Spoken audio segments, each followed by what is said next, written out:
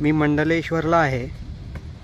पलीकडच्या तटावर असताना पलीकडच्या बाजूला माकड गाव आहे, त्या ठिकाणी माझा मुक्काम होता. ते दिसतं इथे.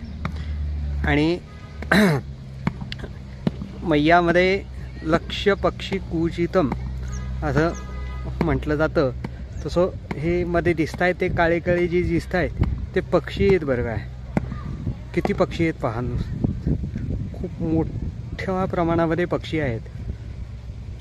मैयाला लक्ष्य पक्षी कूजितम असं आरतीमध्ये म्हटलं जातं, आपण म्हणतो तसं. हे पहा, हे पक्षी आहेत सगळे. नर्मदे हर, नर्मदे हर. हे मंडलेश्वर आहे.